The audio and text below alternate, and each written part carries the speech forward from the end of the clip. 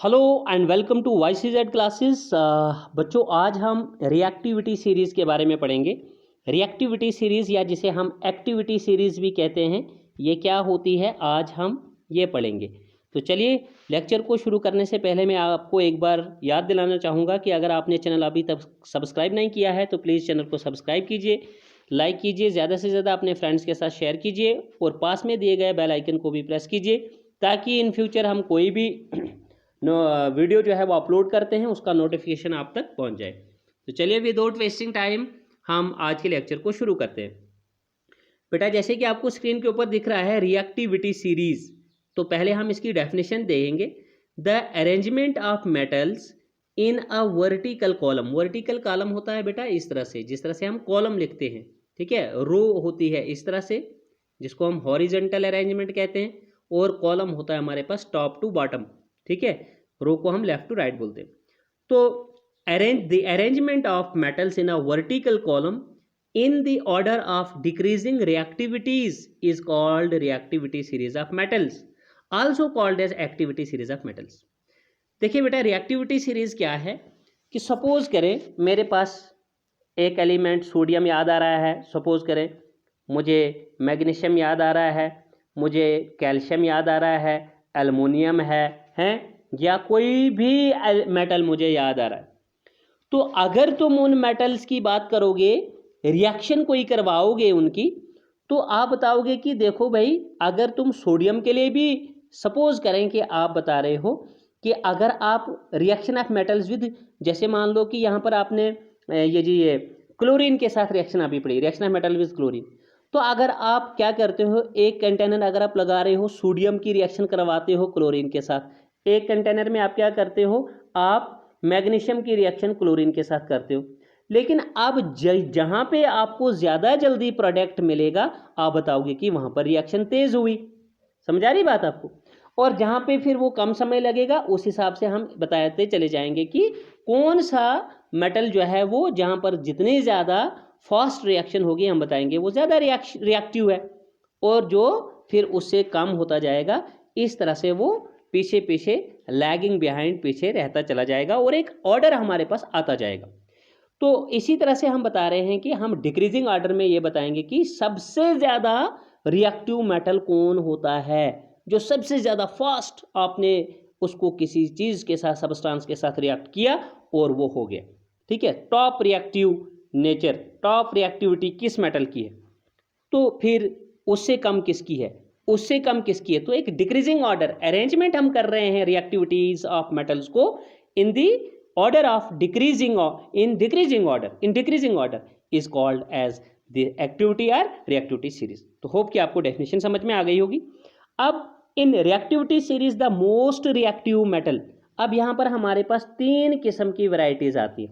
एक हम बनाते हैं मोस्ट रिएक्टिव मेटल्स, MRP।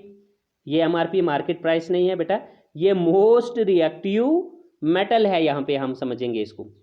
फिर उसके बाद लिखते हैं हम मॉडरेटली रिएक्टिव मेटल्स, यहाँ पे भी MRP ही लिखा हमने, moderately reactive metals, MRM, sorry MRP नहीं था ये, MRM था ये। Most reactive metals, moderately reactive metals, और next one less reactive metals, LRM, less reactive metals. तो ये तीन कैटेगरीज। तो देखिए यहाँ पे in reactivity series the most reactive metal is placed at the top.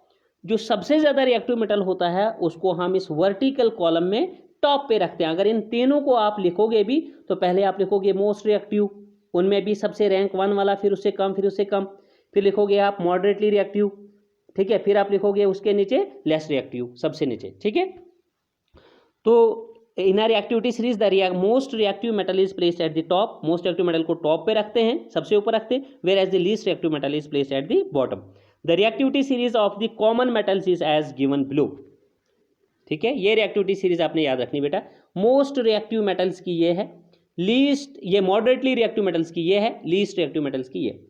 सबसे ज्यादा, जिसको रिएक्ट 1 बोलेंगे हम, सबसे ज्यादा रिएक्टिव मेटल कौन है बेटा, पोटेशियम सबसे ज्यादा, उससे कम दूसरे दर्जे पे सोडियम, उससे कम कैल्शियम, उससे कम मैग्नीशियम, उससे कम एल्युमिनियम। अब यहाँ पर आपने एक और चीज़ याद रखनी है, कभी कभी जब हम रिएक्शंस लेते हैं ना, केमिकल रिएक्शंस किसी कंपाउंड की पढ़ते हैं, तो हम अगर कहीं उन किसी कंपाउंड की रिएक्शन मेटल्स के साथ करते हैं, हम वहाँ लिखते हैं reaction with active metals, reaction with active या reaction with most reactive metals, तो वो यही वाले होते हैं, जैसे पोटेशियम हो गया, सोडियम हो गया, कैल्शियम हो गया, मैग्नीशियम हो गया, एल्युमिनियम हो गया।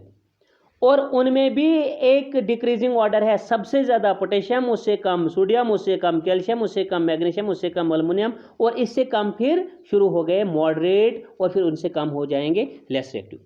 मॉडरेटली रिएक्टिव मेटल्स या इंटरमीडिएट रिएक्टिव मेटल्स जो हैं डिक्रीजिंग ऑर्डर में, उसके सबसे पहले जिंक से कम लेस रिएक्टिव आयरन से लेस रिएक्टिव लेड से लेस रिएक्टिव, फिर हाइड्रोजन। आप बताएंगे सर हाइड्रोजन मेटल थोड़ी है, तो हाइड्रोजन को यहाँ पर एज अ रेफरेंस रखा है कि हाइड्रोजन से ऊपर और हाइड्रोजन से नीचे रिएक्टिविटी वाले एलिमेंट्स। देखो जी, ये हाइड्रोजन जो मॉडरेट वाले हैं ना, ये वाले, ये भी दम नहीं रखते हैं, हाइड्रोजन को रिप्लेस नहीं कर सकते हैं। हाँ, हाइड्रोजन को बदल सकते हैं मोस्ट रिएक्टिव मेटल्स। अब जो हाइड्रोजन के नीचे हैं बेटा, उनकी तो बात ही नहीं है रिप्लेस हाइड्रोजन को करने की। तो जैसे लेस रिएक्टिव, हम लीस्ट रिएक्टिव या लेस रिएक्टिव बोलेंगे, जैसे कॉपर हो गया, ठीक है, लेड से नीचे, हाइड्रोजन से नीचे कॉपर, फिर मरकरी, फिर सिल्वर, फिर प्लेटिनम, फिर गोल्ड। ये लीस्ट रिएक्टिव या वेरी लीस्ट रिएक्टिव मेटल्स आप इनको बताओगे, ये हुआ करते। तो ये है बेटा रिएक्टिविटी सीरीज या एक्टिविटी सीरीज। इसको आप एक ही वर्टिकल कॉलम में भी बोल सकते हो, जैसे सबसे पहले लिखोगे पोटेशियम, उसके नीचे लिखोगे सोडियम, उसके नीचे लिखोगे कैल्शियम। और याद रखनी है, ये जब आप एक दो बार प्रैक्टिस करोगे आपको याद रह जाएगी। पोटेशियम, सोडियम, कैल्शियम, ठीक है, मैग्नीशियम, ठीक है, एल्युमिनियम, और इसके बाद आप बताओगे जिंक, ठीक है, उसके बाद है आयरन, उसके बाद है लेड, फिर हाइड्रोजन, ठीक है, बढ़ाते जाओ नीचे, उसके बाद कॉपर, फिर मरकरी, फिर सिल्वर, फिर प्लेटिनम, और फिर गोल्ड। ठीक है बेटा, तो आज के लेक्चर में हम इतना ही पढ़ेंगे, फिलहाल इतना ही पढ़ेंगे।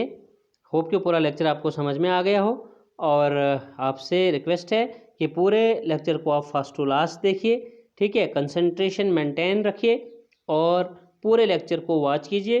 और मैं आपको इसका भरोसा दिलाता हूं कि आपको पूरा लेक्चर जो है वो समझ में आएगा, लेकिन शर्त यह है कि आप इस लेक्चर को पूरा देखिए।